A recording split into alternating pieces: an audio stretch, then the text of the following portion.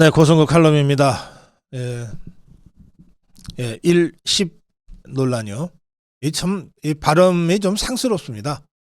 그렇지만 우리 젊은 세대들은 이런 식으로 다 관용적으로 쓰기 때문에, 또 모든 언론이 다 1, 10이라고 하는 식으로 보도를 하기 때문에 저도 그냥 그 용어는 쓰겠습니다. 이게 읽고 나서 씹어버렸다, 이런 뜻이라고 합니다. 문자 메시지가 오면 일단 보기는 보는데, 그리고 나서는 어떤 답장도 안 해버리는 거죠. 이게 요즘은 텔레그램이라든지 여러 스마트폰에 메시지가 뜨면 읽으면 읽었다는 표시가 상대방, 그 메시지를 보낸 사람이 알 수 있도록 돼 있는 모양입니다. 그러니까 메시지를 보내놓고 이게 쭉 보면, 아, 상대가 아직도 바빠서 못 읽었구나. 이 사람 읽었네. 근데 왜 답장이 없지? 이런 정도는 이제 알 수 있는 시스템이기 때문에, 읽었지만 씹어버렸네 할 때의 그 모욕감, 모멸감, 자괴감, 이런 것들까지를 염두에 두고 이 젊은 세대들은 소통을 한다는 거죠. 그래서 모욕할 생각이 아니라면 아무리 바빠도 짧게라도 하다못해 이모티콘이라도 보낸다는 거예요. 나는 읽었고 씹지 않았다. 나는 당신을 존중한다. 이런 뜻이라고 하는 거죠. 이제 그런 여러 가지 뉘앙스를 담고 있는 단어가 1, 10이라는 단어입니다. 자, 이 논란을 제가 다시 한번 차분히 복기하면서 제가 5가지 문제점을 여러분들께서 한번 생각해 보시는 것이 좋겠다, 이렇게 생각해서 제가 5가지 문제점, 제가 느끼는 문제점이죠. 이 문제점을 여러분께 지금부터 말씀드리겠습니다.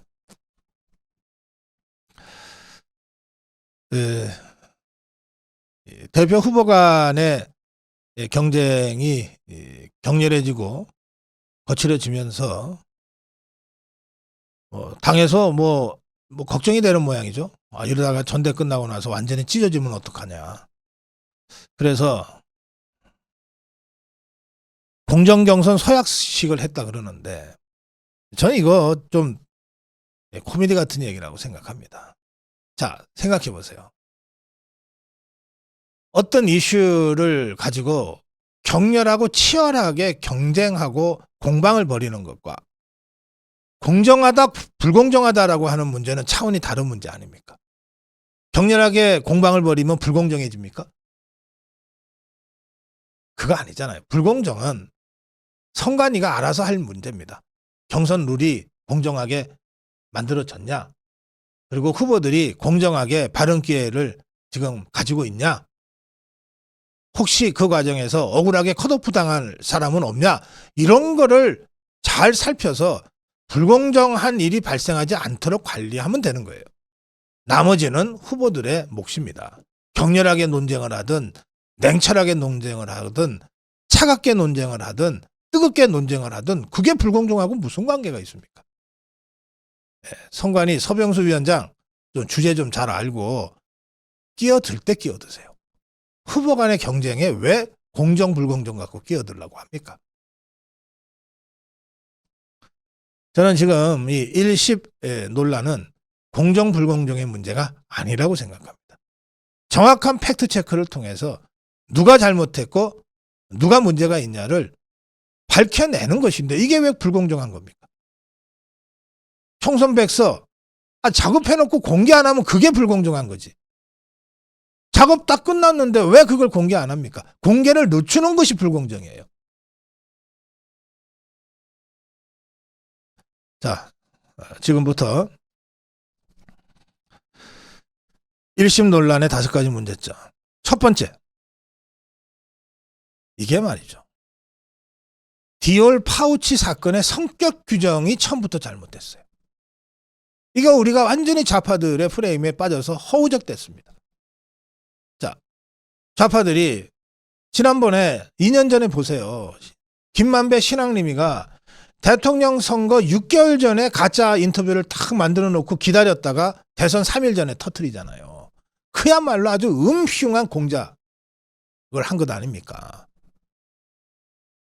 이 디올 파우치 사건도 똑같아요. 판박이에요.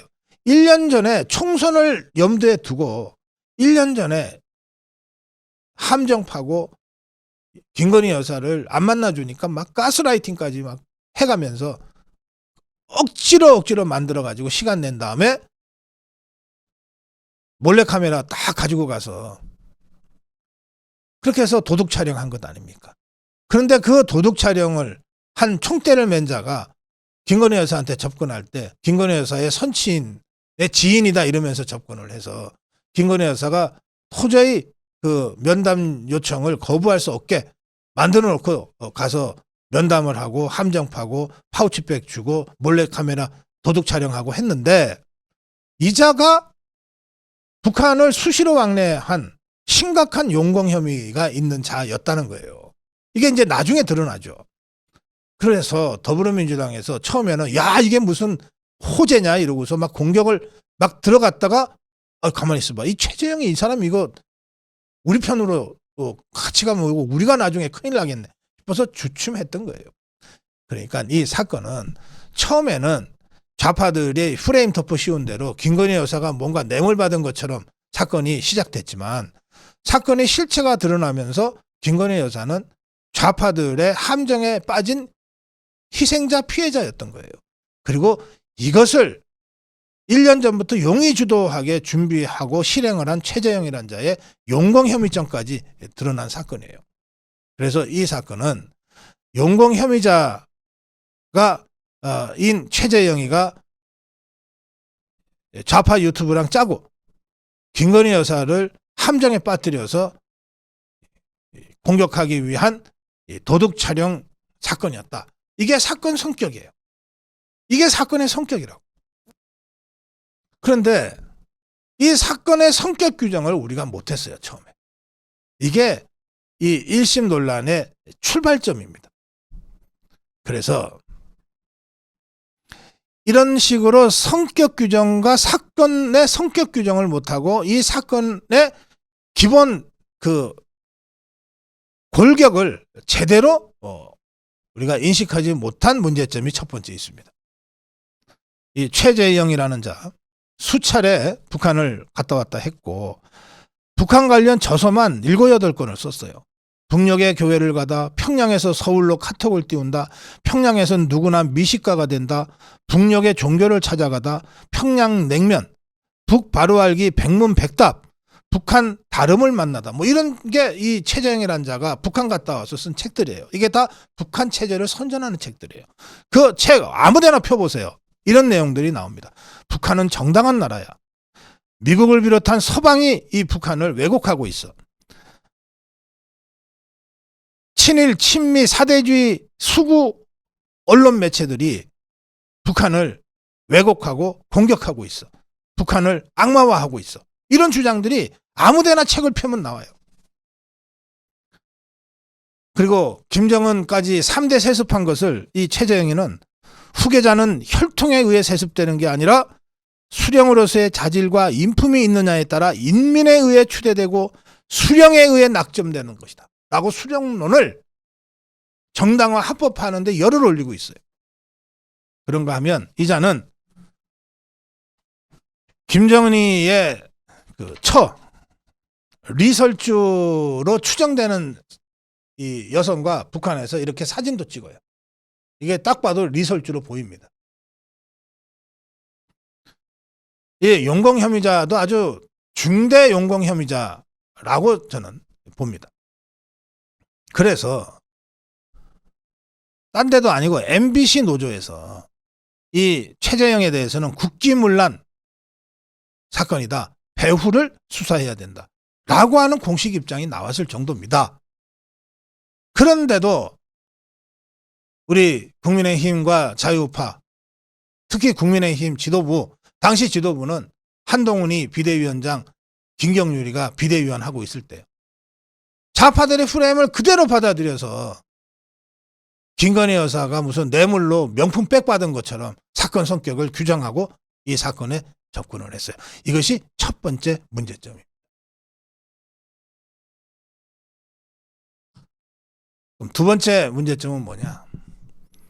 정치적 포퓰리즘에 매몰된 어설픈 아마추어 자들이 좌파의 프레임에 놀아나서 김건희 여사한테 사과를 요구한 것이 두 번째 문제점입니다.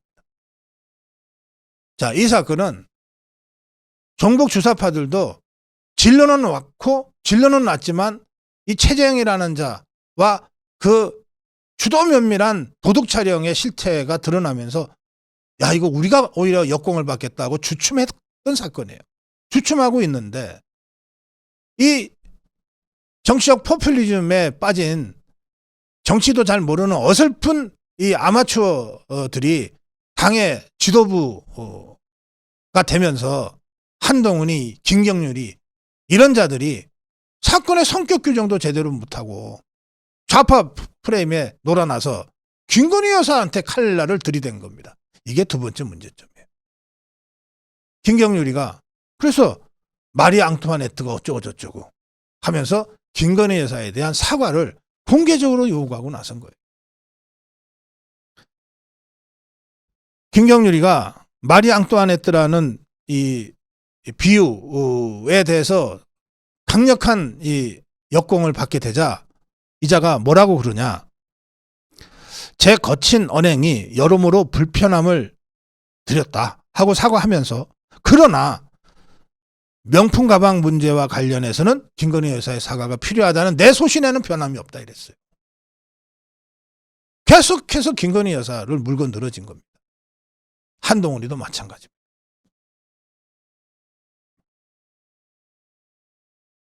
국민 눈높이. 한동훈의 표현은 국민 눈높이에요. 근데 그 국민 눈높이가 뭡니까?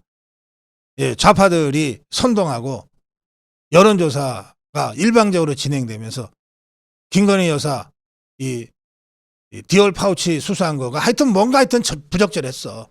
그러니 사과해야 돼. 이렇게 그냥 선동으로 몰아쳤던 그거 아닙니까? 그걸 한동훈이는 국민 눈높이다 이러면서 김경률이의 김건희 여사 사과 요구를 그대로 받아준 거예요. 이게 두 번째 문제점이었습니다. 이게 두 번째 문제점이었어요. 자, 그런데 사과 말이죠.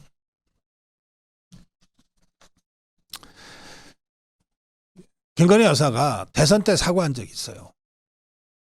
뭐 학력, 허위 경력 뭐 이런 것 때문에 하도 공격을 받고 이게 정말 남편인 윤석열 후보의 선거에도 엄청난 부담을 주는 것 같으니까 후보 부인이 후보 돕지는 못할 망정 자꾸 부담만 되고 걸림돌이 되는 것 같으니까 오죽 괴로웠겠어요. 그래서 대선 때 사과했어요. 사과할 때 김건희 여사의 심정이 그대로 드러납니다. 그래서 사과문에 보면 저는 남편에 비해서 한없이 부족한 사람입니다. 너무나 부끄럽습니다. 남편이 겪는 모든 고통이 다 제 탓입니다. 이렇게 쭉 돼요. 이렇게 해서 사과를 하거든요. 근데 이거를 한겨레 신문이 뭐라고 당시에 기사화했냐면 말이죠. 예? 그 짧은 입장문 사과문에 남편이 13차례나 언급됐다. 이게 무슨 대국민 사과냐. 대윤석열 대남편 사과지. 이런 식으로 비아냥대면서 조롱합니다. 그럼 김건희 여사가 대통령 후보의 부인으로서 자신과 관련된 이 의혹 제기를 집중적으로 받으면서 남편에게 엄청난 정치적 부담을 주는 상황에서 대국민 사과라고 하는 걸 했는데 그 남편에 대해서 남편인 윤석열 후보에 대해서 이런 스스로의 부족함과 이 부담스러움과 미안함을 표현한 게 죄입니까? 그거 잘못된 거예요. 그러면서 이런 논란을 끼친 데 대해서 국민들한테 사과를 했어요. 그런데 저 종북 주사파들은 김건희 여사가 뭐 국민한테 사과를 하고 안 하고가 중요한 게 아니에요. 어떻게든 그 사과까지 깎아내려야만 되는 거죠. 박근혜 대통령이 8년 전에 여러 차례 사과하다가 결국은 끌려 내려와서 감옥 가잖아요.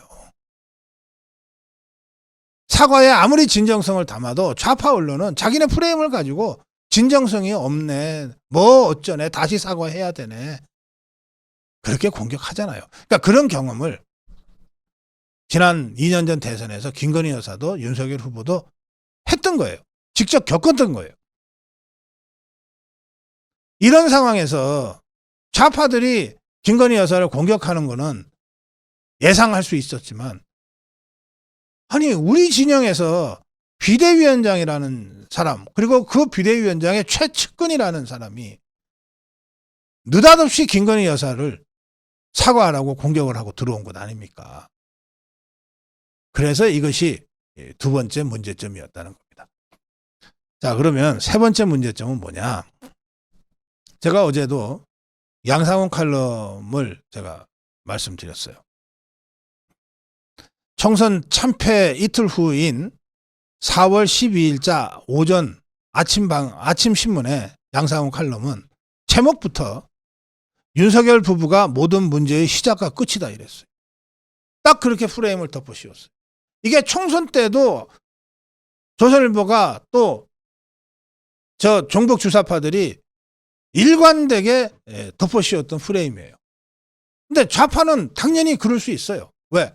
윤석열 심판론으로 선거를 끌고 가야 자기들한테 유리하다고 전략적으로 판단했기 때문에 모든 것을 윤석열 대통령, 김건희 여사를 공격하는 프레임으로 쫙 짜고 총선을 치렀어요. 그래서 제가 그때 여러 차례 말씀드렸잖아요.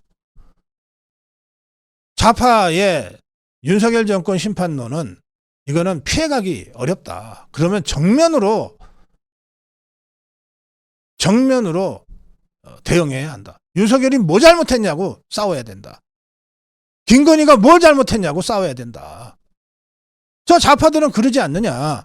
좌파들은 저 수많은 혐의로 재판받고 있는 잡범인 이재명이 잡범인 조국이를 가지고 저 좌파들이 하는 걸 봐라. 이재명이가 뭐 잘못했냐. 조국이가 뭐 잘못했냐. 검찰이 나쁘지. 이렇게 싸우지 않냐. 제가 총선 때 이거 정말 목이 터지도록 외쳤어요. 저 종북 주사파들이 윤석열, 김건희 부부를 공격한다. 그게 제일 손쉬운 공격법이니까. 그리고 그걸 공격할 때 그냥 정책으로 공격하지 않고 국민 감성을 건드리는 그런 방식으로 공격을 할 거다. 그러면 여기에 맞짱 떠서 윤석열 대통령이 뭐 잘못했냐? 김건희 여사가 뭘 잘못했냐? 이러고 완전히 전면 대결을 벌여야 된다. 근데 어떻게 했습니까? 당장 조선일보 윤석열이 문제야. 김건희가 문제야. 허구날 이렇게 프레임을 좌파의 공격 프레임을 그대로 갖다가 덮어 씌웠잖아요. 그러니까 한동훈이가 이끄는 국민의힘 지도부도 어떻게든 윤석열 대통령과 차별을 하고 거리를 둬야 선거에 이길 것처럼. 그래서 좌파들은 끊임없이 윤석열 부부를 공격하는데 한동훈이는 윤석열 부부를 방어할 생각은 하지 않고 따로 놀면서 이재명 조국이 심판하자 이러고 주전장은 여기서 벌어지는데 한동훈이는 저기 외곽에서 혼자 창 들고 다니면서 창이 아니구나. 셀카 들고 다녔구나. 그러면서 혼자서 2조 심판하고 다녔던 거 아니에요. 그래서 선거에 지고 난 다음에 그 직후 곧바로 조선일보가 다시 이 모든 책임은 윤석열의 책임이고 김건희의 책임이다. 이렇게 다시 프레임을 덮어 씌우지 않습니까? 이 프레임에 올라탄 것이 또 한동훈이잖아요. 그래서 총선 참패 후에 전부 다 윤석열 책임론으로 다 몰아붙인 것 아닙니까? 윤석열 책임론을 강조하면 할수록 한동훈 책임론이 희석될 거라고 하는 얄팍한 계산으로 여기까지 온 것 아닙니까?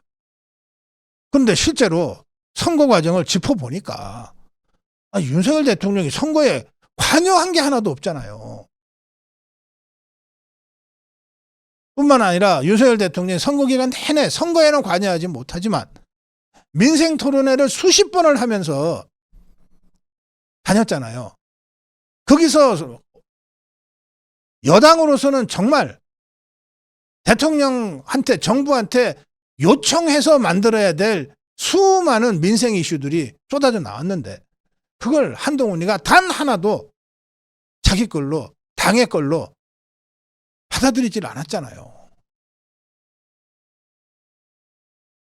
그래서 총선 백서 팀이 작업을 하다 보니까 조선일보가 얘기하는 대로, 한동훈이 쪽에서 얘기하는 대로 윤석열 책임이 아니라, 윤석열, 김건희 부부 책임이 아니라, 이건 한동훈이 책임이 엄청 크네.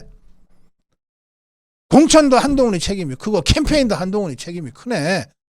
라고 하는 것들이 드러난 거예요. 그 백서를 지금 공개를 못하게 막고 있지 않습니까?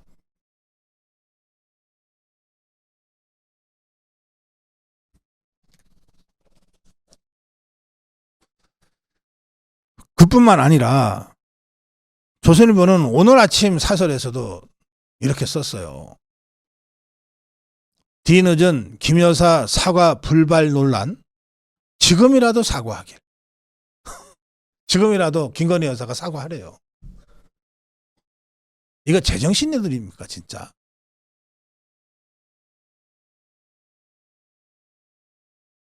지금이라도 김건희 여사가 사과를 하래요. 조선일보도 최소한의 이 얼굴은 있는 모양이에요. 이 사설의 내용을 보니까 이런 대목이 있습니다. 김 여사가 수차례 문자를 보냈는데도 한 전 위원장이 일부러 답을 피하며 방관했다면 그건 문제가 있다. 김 여사의 입장을 즉각 받아들이고 그 시점에서라도 한동훈 위원장이 대통령실과 논의하면 될 일이었다. 그런데 답을 피했다면 한동훈 위원장이 법적으로 경직된 생각으로 일을 잘못 처리했다고 할 수밖에 없다. 당시에 김건희 여사의 대국민 사과가 실현됐다면 선거 흐름은 달라졌을 수도 있다. 그런 의미에서 한동훈 위원장은 김 여사 사과 문제를 제대로 처리하지 못한 책임을 느껴야 한다. 이렇게 써 있어요. 이게 결론이잖아. 그래 놓고 나서 조선일보가 뭐라고 한마디 더 붙였냐. 그보다 더 중요한 것은 이랬어요. 그보다 더 중요한 것. 그보다 더 중요한 것은 김 여사 문제가 여전히 그대로라는 사실이다. 김 여사가 당시에 사과할 의향이 있었다면 지금도 마찬가지일 것이다. 지금이라도 국민 앞에 나와 그간의 문제를 사과하고 그런 일이 다시는 없도록 하겠다고 약속하기 바란다. 이게 조선일보예요. 기자들이 총선 직후에 덮어씌웠던 윤석열, 김건희 부부의 책임론, 총선 기간 내내 덮어씌웠던 윤석열, 김건희 부부 책임론을 이 상황이 밝혀졌고 한동훈이가 명백히 잘못됐다고 하는 것을 조선일보 사설이 인정하면서도 여전히 자신들의 프레임은 틀리지 않았다는 것을 입증하기 위해서 이렇게 강변하고 있는 겁니다. 제가 이 사설을 보면서 이런 생각이 문득 들었어요. 어릴 때 시골에서는 불이 자주 났어요. 불이 자주 났어요. 이게 뭐 요즘처럼 다 전기로 가스로 이런 게 아니잖아요. 다 이렇게 장작 떼고 뭐 이러다 보니까 불이 자주 났어요. 그래서 제가 시골에 살 때 이 불 끄러 여러 번 막 양동이 들고 막 뛰어가고 세수대야 들고 막 뛰어가고 그랬어요. 그런데요, 그런 불난 집에 꼭 한두 명 있더라고. 그 정신없는 와중에도 뭐 그릇 하나 챙겨가는 사람들이 있더라고. 네? 그 정신없는 불난 집에서 뭐 쓸만한 물건이 있나 두리두리 살펴 불 끄는 척 위장하고 이렇게 다녀요. 그러다가 뭐 하나 슬그머니 집어넣는 거 제가 본 적 있어요. 난 처음에는 그 사람 그 집 사람인 줄 알았어요. 보니까 딴 동네로 가더라고. 불난 집에서 불 끌 생각하지 않고 슬그머니 뭐 하나 주머니에 넣는 자들이 꼭 있었어요. 제가 그때 생각이 나더라니까요. 이 사설을 아침에 봤는데 제가 새벽에 봤어요. 저 방송 준비하느라고 봤는데 이 사설을 쭉 보면서 저 정말 50년 전, 60년 전에 시골에 살 때 그 황당했던 경험이 떠오르더라고요. 지금 무엇들 하는 겁니까? 조선일보. 지금 이 판에 지금이라도 김건희 여사한테 사과를 하라니. 이게 이 1심 논란의 세 번째 문제점. 자, 네 번째 문제점은요. 한동훈의 견지 망월이에요. 뭐 이거 유명한 말입니다. 불가에서 나오는 말인데 망월, 견지, 달을 가리켰는데 달을 보지는 않고 달을 가리키는 손가락에 뭐 묻은 검댕을 시비 거는 거. 이 견지망원이라고. 달을 가리켰는데 달을 보질 않고 달을 가리키는 손가락에 뭐가 묻은 거고 시비 거는 자들이 있어요.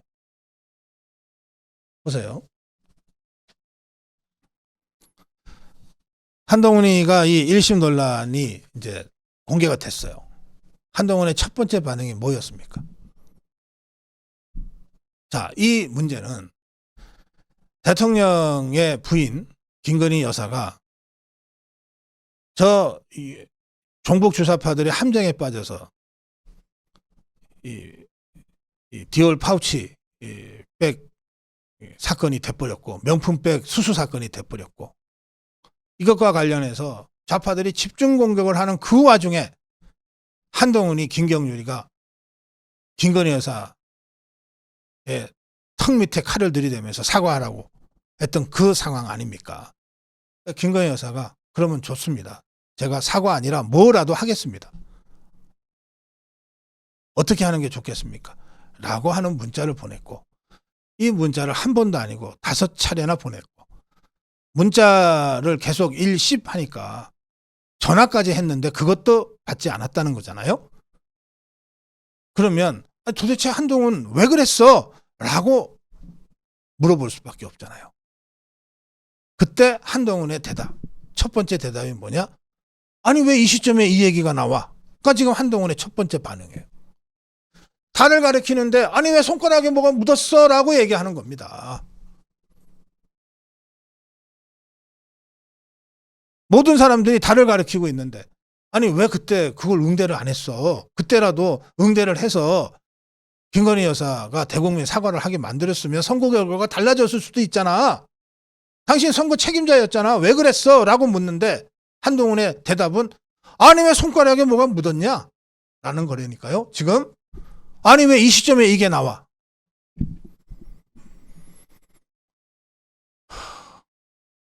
이게 네 번째 문제점이에요.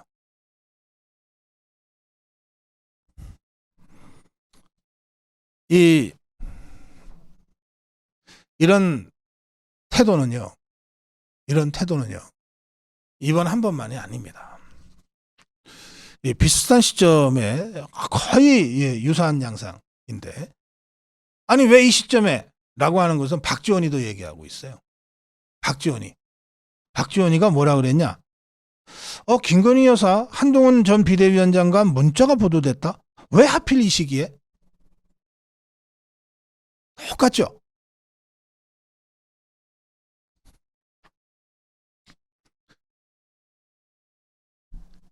(2018년) 박근혜 대통령 1심 공판 때 한동훈이 직접 차장검사 신분으로 이례적으로 재판정에 출석해서 직접 6천자에 달하는 구형문을 읽죠. 그러면서 그 결론으로 이렇게 선고하잖아요. 그 구형하잖아요.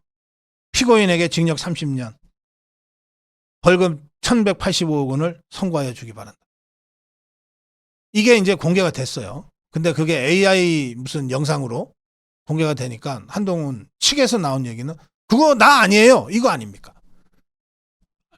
핵심은 한동훈이 박근혜 대통령에게 30년을 구형했다잖아요. 그럼 도대체 무슨 생각으로 했냐?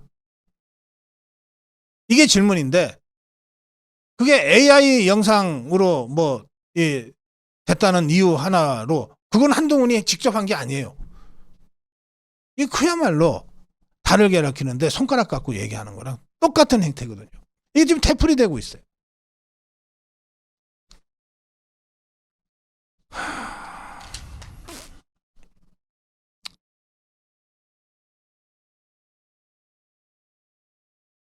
이 한동훈의 최측근으로 지금 알려져 있는 김종혁이라는 자 있습니다. 이제 조직부총장인데 이자 뭐라 그랬냐? 아니 여사가 정말 사과하고 싶으면 지금이라도 하시면 된다 이랬어요.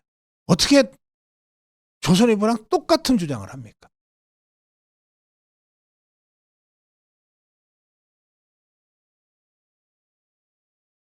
그러면서 이 김종혁 기자는 대한민국에서 영부인에게 사과해라 마라 하는 거는 가족인 대통령만이 할 수 있다. 그걸 왜 한동훈한테 책임을 묻냐 이랬어요? 그러면 한동훈이하고 김경률이는 도대체 무슨 자격이 있길래 그때 그러면 공개적으로 김건희 여사 사과해야 된다고 주장했는 것인가? 그때는 한동훈 김경률이의 사과 주장은 맞고 지금은 그건 대통령만이 할 수 있는 일이고 이런 식으로 문제를 제기하면 한동훈은 그거는 김종혁이가 한 얘기인데 왜 나한테 덮어 씌우냐고 할지 모르겠어요. 그러면 같이 다니지 말든지. 그건 김경률이가 한 얘기잖아. 말에 양떼 안 했더니 왜 그건 나한테 책임을 물어. 그러면 김경률이를 자르든지.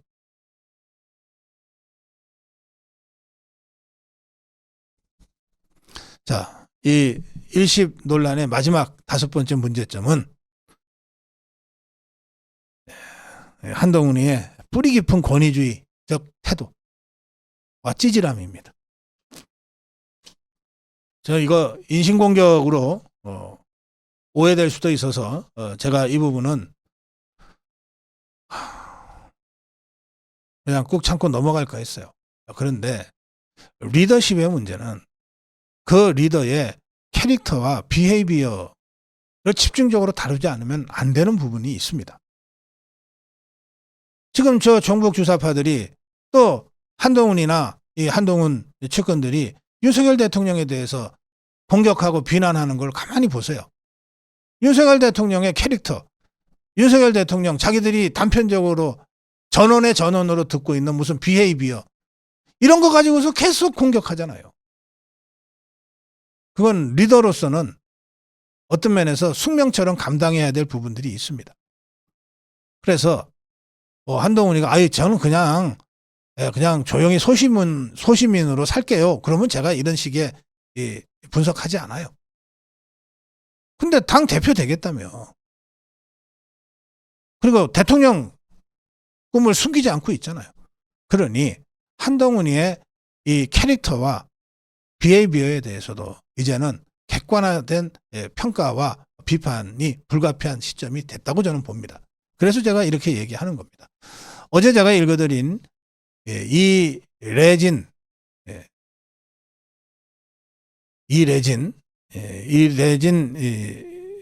대표의 페북을 보면 한동훈 정말 권위주의적인 마인드와 권위주의적인 태도를 갖고 있는 사람인 것 같습니다.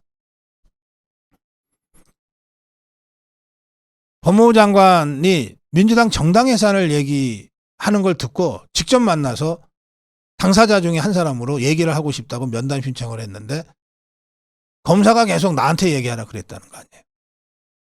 그럼 이게 어디 검사의 책임이겠어요?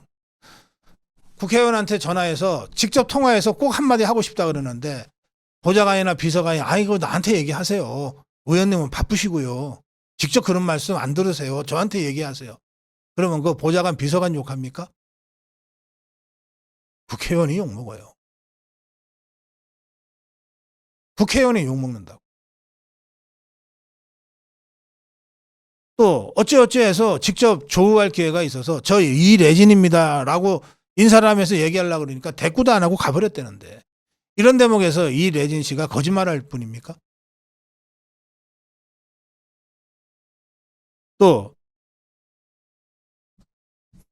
비대위원장 때 옆에 윤재욱 원내대표한테 윤재욱 원내대표가 있어서 그 설명을 했더니 비서실장이 다가와서 만나려면 공식 루트로 신청하라고 그랬대는데 공식 루트로 신청하면 그럼 바로 일정 잡아준대요? 이런 태도를 보면 이 한동훈이라는 이 정치인이 마인드나 비헤이비어가 그야말로 권위주의적이다라고 하는 걸 제가 느끼지 않을 수 없어요. 윤석열 대통령이 이래진 씨에 대한 태도하고 달라도 너무 다르지 않습니까? 이래진 씨가 직접 썼잖아요, 페북에. 윤석열 대통령께 문자 보냈더니 20여 분 만에 바로 전화를 주셨다.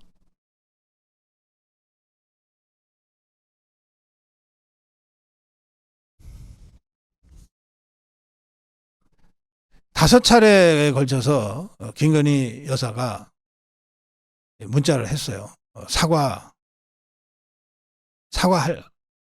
하겠다. 그보다 더한 거라도 하겠다. 그러나 대선 때 해보니까 이게 부작용도 좀 있더라. 그럼에도 불구하고 하겠다 그랬어요. 그런데 다섯 차례 문자를 다 일십했어요. 이 태도를 어떻게 봐야 됩니까? 이게 공적관계, 사적관계 구별하느라고 일십했다. 전화 응대도 전화가 했는데도 안 받았다는 건데 그것도 공적관계, 사적관계 구별하느라고 그랬다. 이게 말이 되냐고요. 제가 어제 윤상현 의원과의 여의도 포차에서도 이 말씀 드렸어요. 아니 공적이고 사적이고 잘 모르겠고 이 문제가 선거를 총지휘하는 비대위원장 입장에서 공개적인 사과를 계속 자기가 요구하고 있었다면서 청와대 대통령실에다가. 그런데 마침 당사자가 문자를 했으면 버선발로 뛰어가서라도 정말이십니까? 정말 사과하실 생각이 있으십니까? 그러면 저희들이 이런 상황으로 이렇게 해서 한번 준비하겠습니다.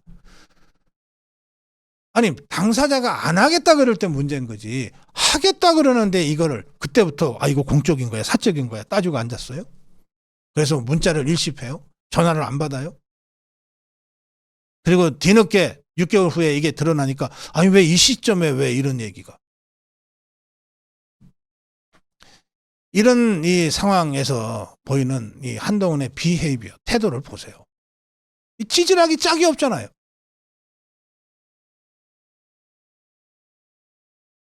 찌질하기 짝이 없잖아.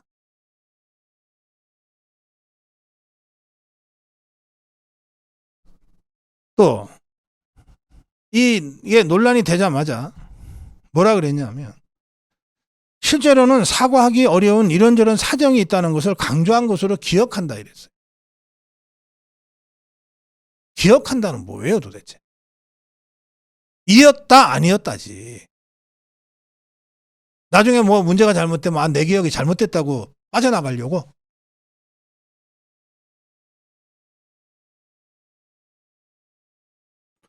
실제로 사과하기 어려운 이런저런 사정이 있었다는 것을 강조한 것으로 한다. 자, 실제로는 아니죠. 대통령 선거 때의 그 경험을 얘기하면서 김건희 여사는 그럼에도 불구하고 사과하겠다. 사과 아니라 그 더한 것도 뭐든 하겠다. 그게 어떻게 사과 안 하려고 핑계댄 문자입니까? 국어도 못 읽어요. 공부 잘했다면서.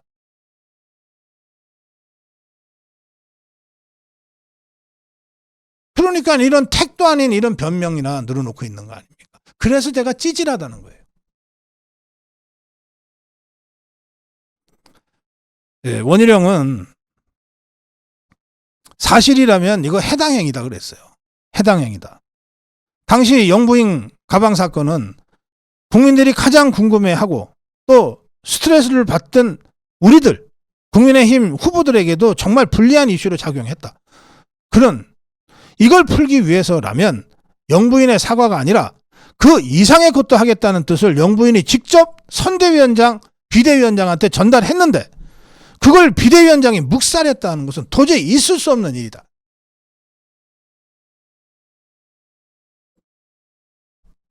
한동훈이 공적 문제를 사적 문자로 할 수 없다고 변명을 하고 있다는데, 그러면 진중권이나 김경률이 같이 우리 당에 입당도 해본 적 없는 자들과 공천 문제, 민감한 영부인 문제, 대통령 문제 수시로 주고받고 하지 않았냐? 그럼 뭐라고 그러면 그건 설명할 건데.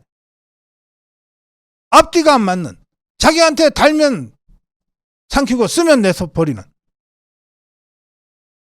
국정의 낮은 지지율, 선거 실패 책임을 전부 대통령하고 영부인한테 뒤집어 씌우려고 하는 것 아니냐. 이런 의혹들을 국민의힘 당원들이 다 가지고 있다. 이제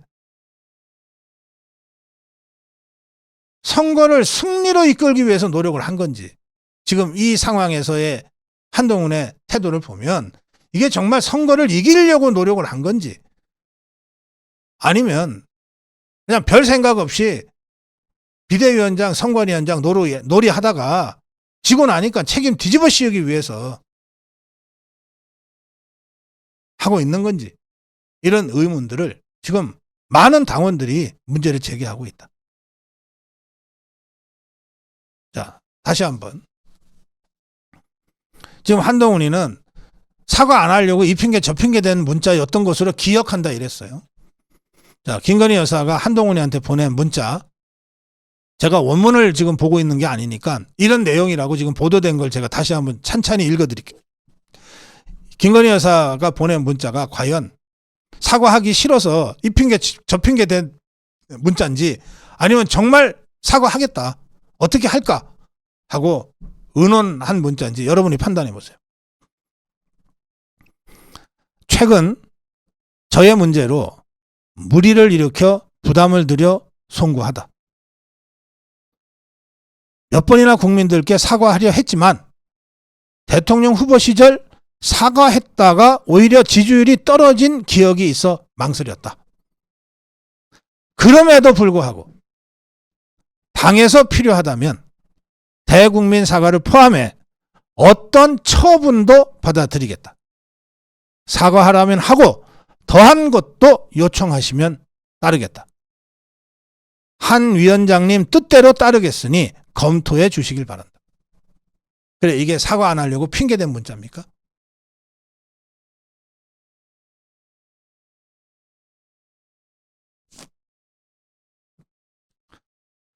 또 원희룡은 이렇게 얘기합니다. 총선 기간 중에 가장 민감했던 이슈다. 그리고 이걸 하겠다고 영부인이 문자를 보냈는데 어떻게 답도 안 할 수가 있냐. 공적 사적 따지기 전에 이건 인간으로서 예의가 아니다.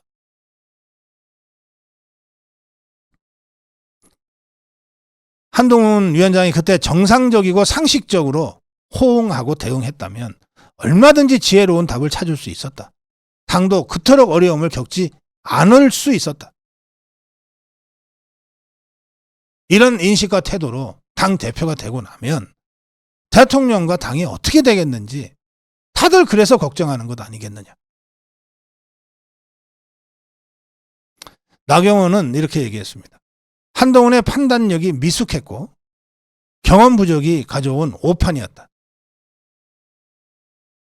한동훈은 지금이라도 당원과 국민, 그리고 우리 당 총선 후보자 전원에게 사과해야 한다. 그런데 한동훈은 계속해서 자기 변명만 늘어놓으면서 한 걸음 더 나가고 있어요. 뭐라고 그랬냐. 어제 오후입니다. 전당대회를 앞두고 나한테 타격을 입히고 상처를 주기 위한 선동을 위한 목적으로 이 문자가 지금 공개됐다고 나는 본다. 이렇게 얘기를 했어요. 음모론 갖고 딱 이 1심 논란을 음모론 가지고 딱 프레임을 덮어 씌웠어요. 전당대회에 이런 식으로 개입하는 것은 잘못됐다. 누가 개입했다고 얘기는 안 하고 있지만 이 맥락을 보면 윤석열 대통령과 대통령실이 자기 죽이려고 개입하고 있다는 식으로 지금 주장하고 있는 겁니다. 그리고 이 내용을 키우는 세력들도 있다 그랬어요. 이거를 계속 논평하는 저 같은 사람을 얘기하는지는 모르겠는데 이걸 보면서 제가 아하, 예, 한동훈과 그 측근들이 이 사태를 수습할 방법이 없어서 마지막으로 공격이 최선의 방어다 이러고 지금 역공을 취하려고 하는구나. 이런 일이 정치권에서는 가끔 있어요.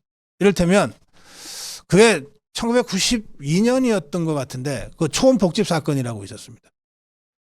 부산에 있는 초원이라는 복집에 몇 사람이 해동을 해서 뭐 지역 감정을 부추겨서 어떻게 하면 김영삼 후보한테 유리하니 많이 이런 걸 했는데 이게 녹음이 됐어요. 그래서 공개가 됐어요. 그러자 그때 김영삼 후보가 뭐라 그랬냐? 야, 이런 불법 독청 사건이 어디냐? 불법 도청 사건으로 확 몰아가더라고. 그게 먹히더라고요. 공격은 최선의 방. 국면 전환, 프레임 전환.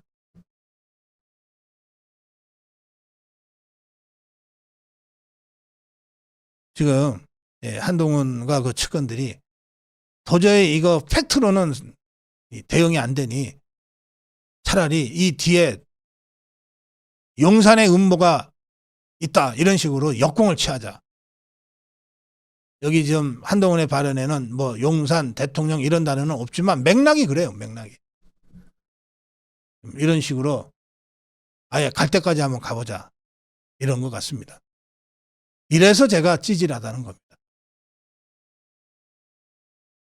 이것이 우리가 이 1심 논란을 볼 때 마지막으로 생각해야 될 5번째 포인트다. 이전까지만 제가 오늘 말씀드리고 여러분들 차분하게 생각하십시오. 제가 5가지 포인트를 주목해야 된다고 말씀드렸는데 포인트 하나하나마다 정말 팩트가 무엇이었는지 그리고 고성국의 해석이 진짜 설득력이 있는 건지 아니면 저도 감정이 앞서거나 주관적인 편견이 있어서 경강부회할 수 있잖아요. 그런 부분은 혹시 없겠는지 잘 차분히 검토하시고 그리고 이성적 판단을 하십시오. 그냥 나 지금까지 한동훈이었어. 아예 난 앞으로도 한동훈이야. 고성국이가 뭐라 그래도 무슨 사건이 터져도 나는 하여튼 죽어도 한동훈이야. 야, 이렇게 되면 대깨문이 되고 개딸이 되는 겁니다. 대가리가 깨져도 문재인이라는 대깨문의 말로를 여러분들 다 아시잖아요. 개딸들의 말로가 지금 어떤지 개딸들의 행태가 어떤지 여러분들 다 보고 계시잖아요. 우리 자유파까지 그래야 되겠습니까? 이성적으로 차분하게 판단하시고 아니다 싶으면 아니라고 발언을 시작해야 됩니다.